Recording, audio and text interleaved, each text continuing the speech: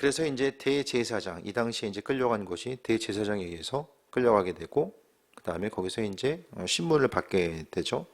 69절에 보면은 따라간 것까지는 좋았는데 이제 문제가 생깁니다. 69절에 베드로가 바깥 뜰에 앉았더니 여종이 나와서 이르되 너도 갈릴리 사람 예수와 함께 있었도다 하거늘 이야기하죠. 그러니까 많이 얼굴이 알려진 거예요. 그래서 와서 너 예수랑 같은 편이었구나, 같은 도당이었구나, 이제 이렇게 이야기하죠. 조용히 따라가려고 했는데, 근데 멀리서 봤던 것도 아니에요. 그래서 가까이 가서, 그러니까 베드로의 모습을 보면 뭔가 이렇게 좀 치밀하게 생각하고 준비하고 계획하는 성향이 아니에요. 그냥 움직이고 생각하는 성향이었던 것 같아요. 그래서 예수님을 생각하고 앞으로 나아가고자 했을 때에 이제 주님 곁에 머물게 되는데, 신앙생활함에 있어서도 너무 이렇게 생각하고 앞뒤 재다 보면은 믿음 생활을 온전히 할 수가 없어요. 믿음이라는 것은 뭔가 답이 나고 계산이 나와서 움직이는 것을 믿음이라고 이야기하지 않잖아요. 겉으로 보기에는 좀 답이 없어 보이고 불안정해 보여도 그 안에서 일하시는 하나님의 인도하심을 바라보는 것이 또한 믿음의 영역입니다. 그랬을 때 베드로가 모든 사람 앞에서 부인하여 이르되 나는 내가 무슨 말하는지를 알지 못하겠노라 하며, 긴장됐겠죠. 갑자기 훅 물어보니까 누가 자신을 알아볼 거라고 생각을 못했을 텐데 갑자기 물어보니까 당황했던 것 같아요. 당황하면 어떻게 합니까? 뭔가 답이 이제 있어줘야 되는데 없으니까 순간적으로 나온 결론은 모른다라고 해야지 뭔가 정리가 돼. 여기서 안다고 하면 어떻게 됩니까? 그 다음에 또 대처해야 되는 상황들이 좀 복잡해지는 거죠. 그러니까 아무런 준비 없이 움직이고 행하고자 했을 때에 이런 현상들이 나타나게 됩니다.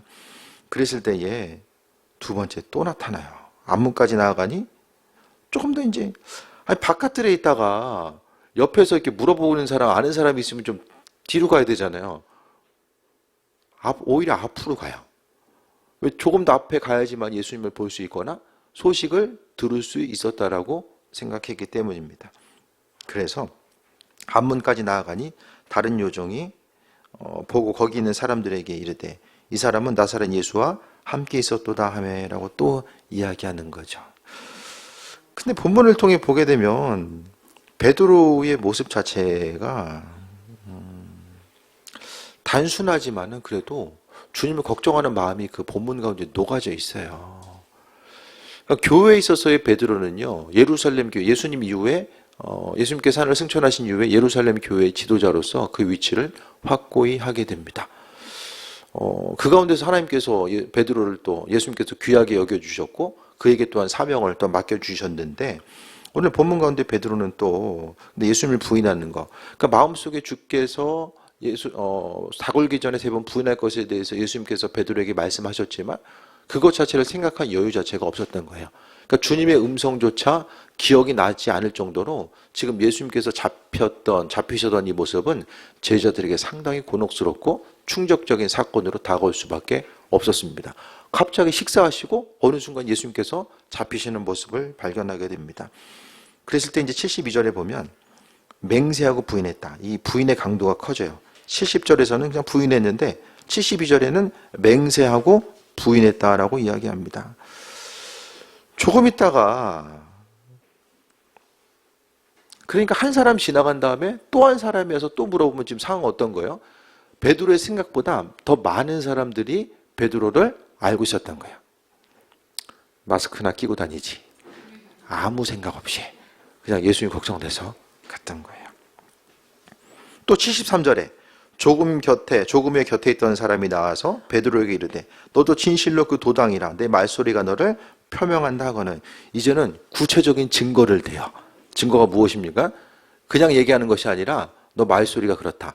이 당시에 예수님께서 거주하셨던, 주로 머무르셨던 그 갈릴리 그쪽은요, 그 당시에 반란이 많이 일어나게 돼요. 로마에 의해서 이제 적대적인 이 반란 세력들이 예루살렘 갈릴리 주변에서 많이 일어나다 보니까 그 당시에 또 이제 갈릴리 주변 사람들이 있었던 이 사투리가 있었던 것 같습니다. 그래서 말투를 들으면은 저 사람 갈릴리 사람, 뭔가 성향이 좀 이렇게 반란의 여지를 가지고 있는 이런 사람들로서 인식되게 되죠. 그랬을 때 이 베드로가 또 강도가 세집니다. 저주하며 맹세하여 이르되, 저주하고 맹세해요. 근데 여기서 저주를 보면 예수님 저주하진 않은 것 같아요. 저주했다는 것이 나 저 사람 몰라 이렇게 저주 그게 아니라 이런 거 있잖아요. 내가 예수님 저 사람을 알면은 내가 저주를 받는다. 이렇게 자기 자신을 저주하지 않았을까 이런 생각을 하거든요. 근데 본문에 보면요. 이 본문 준비하면서 베드로가 무슨 말 했을까? 말만 안 했으면은 좀 덜 걸릴 수 있었는데 말을 해요, 말을. 무슨 말을 했을까? 이게 좀 궁금해지는 거예요. 누구랑 얘기했을까? 무슨 말 했을까? 적진에 들어가서 말하고 있어요. 이게 말이 돼요, 이게? 말이 안 돼요. 가면 조용히 좀 숨어가지고 보든가, 안 걸리게 조용히 보다가 이제 소식을 듣고 나서 잽싸게 빠져나와야 되잖아요. 근데 거기서 다른 데서 보면 이제 불 쬐고 있었다라는 모습도 나오고, 예? 다른 복음서에서는 이야기하잖아요. 그러니까, 다른 복음서에 보면 이제 나중에 보면은 베드로가 이제 예수님과 눈이 마주치는 장면까지 나와요. 그러니까 아주 깊숙이 들어가 있었던 거예요. 예수님 근처에 아주 깊숙이 들어가 있었던 모습. 근데 근처 가가지고 말을 하고 있어요. 무슨 말 했을까, 여기서? 그래서 누구 같이 갔나? 제자들 중에? 아는 사람 만났나? 뭐 고향 친구 만났나? 근데 그 성경에 기록이 없으니까 누구 만났다는, 아는 사람 만났다는 기록은 없는 것 같아요. 여기서 말하면은 굳이 생각을 해보면은 예수님의 소식과 안부, 주님이 지금 어떤 상태이고 앞으로의 상황 자체가 어떻게 전개될지에 대해서 그가 이제 이야기를 했을 것입니다. 그러면은 베드로가 몰랐을까? 자신이 가지고 있는 독특한 사투리 때문에. 우리도 보면 사투리 쓰면은 이게 안 걸릴 수가 없잖아요. 그냥 다 알잖아요. 저 사람이 사투리 쓰는 건 아니구나. 유심히 듣지 않아도 그냥 알잖아요. 베드로도 모르진 않았을 것 같아요. 그럼에도 불구하고 그는 마음속에 궁금한 것을 가지고 있을 수가 없지 않았나.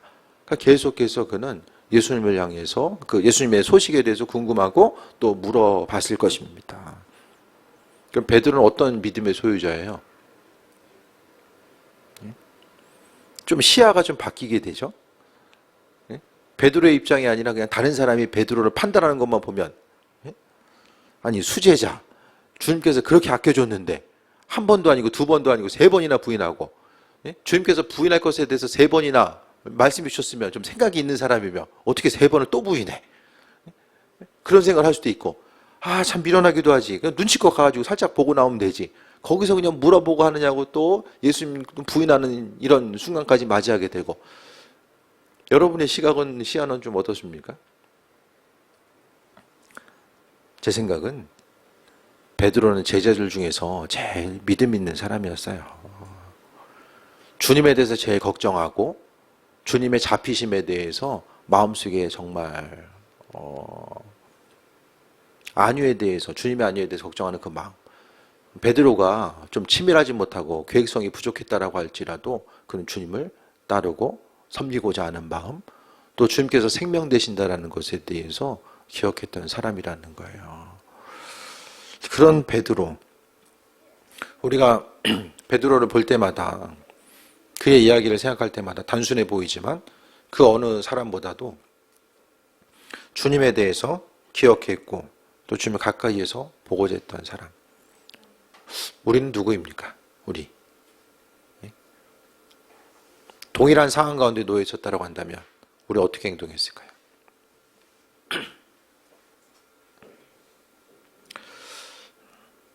말씀 가운데 우리를 비춰보게 되고, 베드로가 있었던 이런 순간들, 지금 대제사장의 집과 또 예수님께서 신문 받으셨던 것, 그 지하 감옥이 지금도 이제 예루살렘에 보면 남아 있거든요.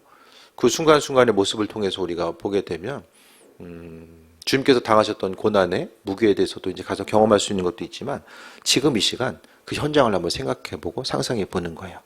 내가 그 위치에 있었더라면. 앞으로 이제, 앞으로 시대가 어떻게 변화될지 모르잖아요. 믿음으로 인해서 고난과 박해를 당하는 시기가 올 수도 있어요. 그러니까 지금에서 제가 자주 말씀드리지만 앞으로의 상황을 어떻게 예측하기가 힘든 상황입니다. 어떤 일이 어떻게 발생할지 아무도 예측할 수가 없어요. 믿는 것 때문에 이 땅 가운데서 고난을 경험해야 되는 때가 온다라고 한다면 그 가운데서 끝까지 믿음을 지키고 또 주님을 부인하지 않고 삶을 살아갈 수 있는 사람들이 몇 명이나 될까라는 것을 생각해 보게 됩니다. 주님과 가까이 하거나 때로는 주님을 멀리 하는 것이 눈에 보이는 육신적인 상황에 의해서 판단되는 경우가 많이 있는데 어떤 그냥 주님께서 허락하신 전적인 은혜, 올 한 해를 좀 생각하고 돌아봤을 때에 각자 힘들고 어려운 일도 많았을 것이고 또 감당하기 어려운 일들 분명히 많이 있었을 거예요. 또 그 중에서도 또 하나님께서 베풀으신 은혜들도 분명히 많이 있었을 것입니다. 우리가 삶을 살아오면서 주님의 은혜로 여기까지 또 왔는데 잊지 말아야 될 것은 마음속에 있어서의 주님을 향한 사랑과 겸손함의 모습, 그것이 중요합니다. 베드로는요 어떤 사람이었습니까? 대제사장의 그런 그 수하들이 예수님을 잡으러 왔을 때에 베드로는 어떻게 하죠? 칼을 뽑고 휘둘러요. 담대함이 있었어요. 그 담대함이 있었던 사람이 바로 베드로예요. 근데 갑자기 군인들 앞에서는 칼을 휘둘렸던 그 사람이 어린 소녀가 와서 물어보는데 마음이 무너져요. 2번 무너지고 3번 무너지고 그 마음속에 있어서 그 담대함은 어느 순간 사라지게 됩니다. 주님을 가까이 있겠다라고 하고 자신은 절대로 주님을 부인하지 않겠다라고 이야기했었던 베드로가 어느 순간 자신도 모르는 사이에 주님을 배반하는 이런 위치에 놓여지게 됩니다. 사도 바울은 디모데후서 6장을 통해서 믿음을 지킨 것에 대해서 감사하고 자신이 또 주님 만날 것에 대한 소망과 기대함을 갖게 되는 것을 보게 됩니다. 이 땅 가운데서요 신앙생활은 믿음을 지키는 것, 내가 가지고 있는 믿음을 지키기 위한 싸움의 연속입니다. 사람이 그냥 모든 것이 기쁘고 평안하면 믿음 지키기가 조금 더 수월할 수 있어요. 그냥 하나님의 은혜임을 생각하면서 날마다 감사하는 삶을 살면은 그나마 좀 나을 수도 있는데 순간순간 다가오는 인생에 있어서의 풍파와 환난과 어려움 앞에서 우리가 그 믿음을 어떻게 지키고 나아갈 수 있을 것인가에 대해서 다시 한번 또 돌아보게 되거든요. 그러니까 믿음 지키는 것이 우리의 생각만큼 그렇게 쉬운 그 삶의 여정이 아니라는 거예요. 주의 은혜 가운데 믿음을 지키고 또 삶을 살아가는 것이 내 생각과 내 관점이 아니라 그 믿음 지키는 것도 주님의 도우심과 인도하심이 아니면 불가능합니다. 각자 우리가 지금 가지고 있는 믿음, 여러분이 가지고 있는 믿음, 내가 가지고 있는 믿음은 눈에 본 어떤 환난과 어려움이 있다라고 할지라도 끝까지 나는 지킬 수 있어. 다른 어떤 사람보다도 나는 믿음을 지킬 수 있어. 그런데 베드로는 누구입니까? 예수님으로부터 직접 제자훈련 받은 사람이에요. 베드로는 그리고 주님께서 행하셨던 수많은 기적과 능력, 오병이어의 기적과 능력의 순간 그 현장 가운데 있었고요. 또 주님과 동행하면서 하나님 나라에 대해서 듣고 경험했던 사람, 그 철저하게 훈련받았던 사람, 그 사람이 바로 이제 베드로죠. 근데 베드로뿐만 아니라 제자들도 마찬가지죠. 환난과 어려움, 생명의 위협을 느낄 수 있는 환난과 어려움이 닥쳤을 때에 대부분의 사람들이 다 도망하고 이제 베드로 한 사람이 남게 되죠. 그러니까 주님의 곁에 있었던 사람들이 어떤 특별한 사람들이 아니라 우리와 같은 평범한 삶을 살아갔던 사람들인 거예요. 근데 우리가 또 이제 부활에 대해서 주님의 부활의 능력 또 그 부활의 증거에 대해서 이야기했을 때에 이렇게 한순간에 도망갔던 사람들이 또다시 한순간에 밖으로 다 나오거든요. 심지어는 육신적인 어려움과 고난에 대해서 당할 것에 대해서 알고 있으면서도 그건 어떻게 합니까? 그들은 한순간에 나와서 복음 전파의 사명을 감당하게 됩니다. 그러니까 예수님의 부활을 경험했기 때문에 그들이 나온 거예요. 그래서 어떤 특별한 사람들이 아니었던 거죠. 그래서 우리가 본문을 통해 보고자 하는 것은 믿는 사람들이 이제 신앙인의 겸손. 그러니까 우리가 나 자신의 믿음에 대해서 아무도 확신할 수가 없다라는 거예요. 날마다 주님의 말씀 앞에 나 자신을 비춰보고 그 은혜와 인도하심 앞에 온전하게 서고자 하지 않으면 그러니까 주님 만나는 순간까지 내 믿음을 어떻게 지킬 수 있을까? 그것에 대해서 돌아보지 않으면 믿음 지킬 수가 없어요. 점점 주변 환경은요. 믿는 사람보다는 믿지 않는 사람들의 숫자가 늘어나잖아요. 그러니까 지금은 평균 연령이 높을수록 이제 복음화율이 높잖아요. 그렇게 하다 보니까 점점 더 이제 믿음의 1세대들, 2세대들이 또 소천하는 경우들이 이제 많아지고 그 이후에 이제 남겨진 사람들이 각자의 신앙생활을 가지고 나아가는 거 점점 내 삶을 위해서 기도해 줄 수 있는 누군가가 주변에서 사라지는 거야. 한국 교회를 위해서 나라 민족을 위해서 기도할 수 있는 사람들 자체가 점점 이제 사라지는 이 시대를 이제 살아가고 있는 거죠. 그렇다고 한다면 우리가 내가 가지고 있는 믿음을 어떻게 지키고 나아갈 수 있을까? 그러니까 항상 우리 신앙의 여정은요, 마음을 놓을 수가 없어요. 주님 앞에 어제 가지고 있는 신앙이었던 내가 오늘의 내가 동일한 사람이 아니라는 거예요. 더 나아질 수도 있고 또 뒤로 갈 수도 있고. 하지만 중요한 것은요, 우리는 그 자리를 지키고 또 끝까지 하나님 앞에 가는 그 순간까지 믿음 잃지 않고 하나님 나라의 천국에 대한 소망함을 바라보면서 나아가는 거죠. 우리가 바라보는 것은 이 땅이 아니잖아요. 하나님 나라를 바라봐야 되는데, 가끔 뭐 기독교 방송 같은 데서 이게 천국에 대해서 얘기하는 거 좀 들어보세요. 하나님 나라 천국? 천국 설교 들어보신 적 있어요, 요즘에? 천국이나 지옥 얘기 안 하죠. 특히 천국 얘기는 안 해. 지옥 얘기는 더 안 하죠. 들으면 기분 나쁘니까. 네? 지옥 간다면 기분 나빠. 네? 그래서 교회 와서도 기분 나쁜 소리 별로 듣고 싶지 않아요. 세상이 지옥이야. 그러니까 교회 와서도 듣고 싶지 않은 거야. 천국 얘기 잘 안 해요. 왜? 당장 피부에 와닿지 않기 때문에 그래요. 당장. 그냥 눈에 보이는 세상이 그냥 살만하니까 점점 발달하면 사회가 발달할수록 천국에 대해서는 별로 관심을 기울이지 않아요. 하지만 먹고 살기 힘든 나라일수록 복음 전파했을 때 천국이 아주 중요한 화두로서 나타날 수밖에 없는 거죠. 그러니까 우리는 항상 하나님 나라에 대한 소망을 가지고 살아가야 돼요. 이 땅에서의 삶이 유한하다는 것에 대해서 분명히 기억해야 되고요. 하나님 나라를 바라봐야 되는데 중요한 것은 천국은 믿음 지켜야 갈 수 있어요. 믿음 지켜야지만이.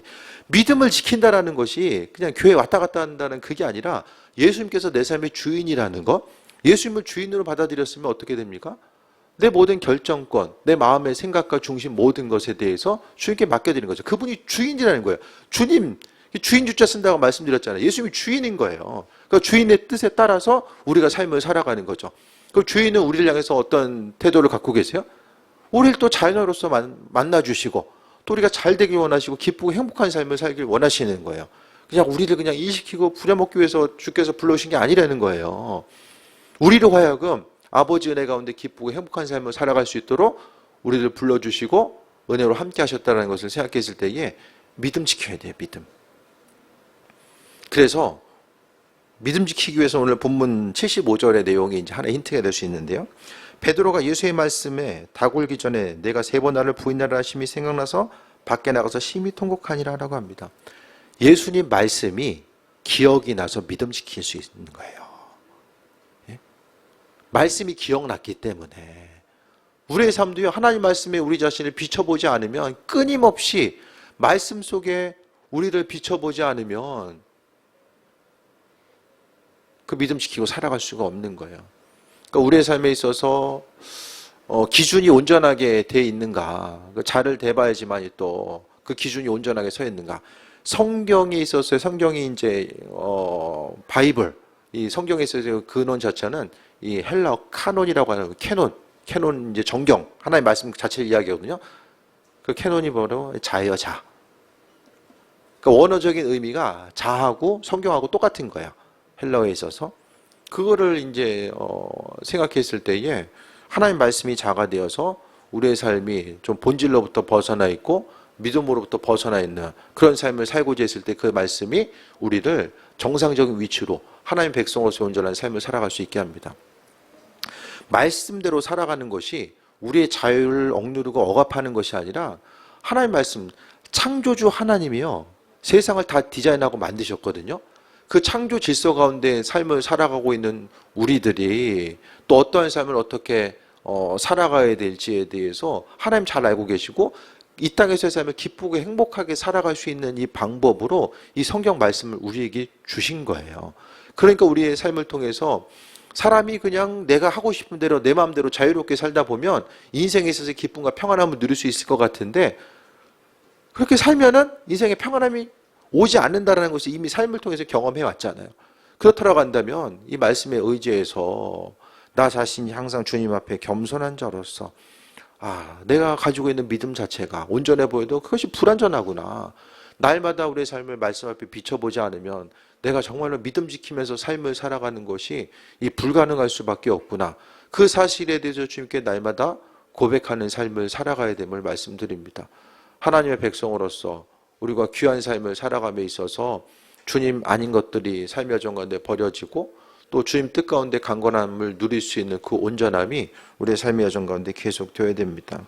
그래서 믿는 자로서 베드로의 모습을 생각했을 때에 베드로도 예수님 부인했는데 내가 정말 신앙의 여정 가운데 마음 놓고 있으면 말씀을 멀리하고 기도하는 가운데 멀리하고 있으면 내가 정상적으로 믿음 생활을 할 수 있을까? 그것이 불가능하다라는 거. 그 항상 겸손한 마음 가지고 나아갈 수 있어야 돼요. 항상 그 운동 경기하는 이들 또 프로 선수들도 그 연습 안 하면 감이 떨어지니까 계속해서 끊임없이 자신을 갈고 닦고 또 연습하고 움직이고 나아가잖아요. 우리의 삶의 여정 가운데서도 그러니까 말씀을 가까이 하고 또 기도하는 것이 우리 영적인 호흡이 끊어지면 사람이 죽는 것처럼 끊임없이 주님과 호흡하는 이런 과정 가운데 삶을 살고자 하는 거죠. 삶의 여정 가운데요. 아버지께서 주인 되셔서 우리 함께 하시는데 무엇보다도 주님의 은혜를 소망하는 자, 또 겸손함으로 갈급한 마음 가지고 아버지 앞에 주님 곁에 머물려고자 하는 그 한 사람 한 사람을 주님께서는 귀하게 여기시고 은혜와 충만함으로 함께 할 줄 믿습니다. 그래서 겸손한 신앙, 믿음을 지키기 위한 선한 싸움, 주님 만나는 그 순간까지 더욱더 어제보단 오늘이, 오늘보단 내일이 주님과 함께하는 시간들이 조금씩 길어지면서 더욱더 깊이 주님 만나고 예수님에 대해서 말씀을 통해서 기도할 때마다 그분이 어떤 분인지를 더 깊이 알아감을 통해서 그분과의 관계성 가운데서 우리가 기쁨과 소망함을 누리고 또 하루하루의 삶이 주님 허락하신 은혜 가운데 강건함 누리는 귀한 삶 되시기를 축원드립니다. 주신 말씀 기억하면서 기도하겠습니다. 또 말씀의 적용점 삼고 주신 말씀 기억하며 기도합니다.